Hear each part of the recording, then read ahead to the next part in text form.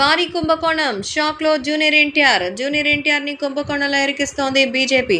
Telugu Desam party అధినాయకుడిగా మార్చాలన్న ప్రయత్నంలో అయితే నారా చంద్రబాబు నాయుడికి వ్యతిరేకంగా అయినా సరే వెళ్ళి జూనియర్ ఎన్టీఆర్ని తెలుగుదేశం పార్టీకి నాయకుడిగా చేయాలి, లేదంటే బీజేపీకి సంబంధించి అధినాయకుడిగా మార్చాలి అంటూ చూస్తున్నారట అమిత్ షా. మొత్తానికి వీళ్ళు రాజకీయ స్కెచ్ అయితే గట్టిగానే వేసుకున్నారు. పొలిటికల్ ఇన్ఫ్లుయెన్స్గా మరి వీళ్ళిద్దరికీ అంటే రెండు ఫ్యామిలీలకి గట్టిగా ఉంది.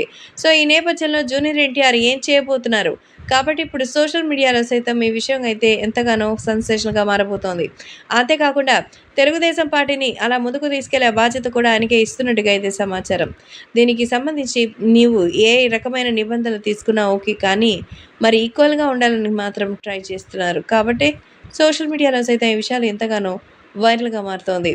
ఇక అభిమానులు కూడా వీటి గురించి తెలుసుకొని ఎంతో ఆనందంగా అయితే వ్యక్తం చేస్తున్నారు. కాబట్టి వీటికి అందరికీ సంబంధించి సోషల్ మీడియాలో స్థానం చూస్తుంటే ముందు ముందు ఇంకా మనకి కష్ట పరిస్థితులు ఎదురయ్యేటువంటి అవకాశం అయితే ఉంది.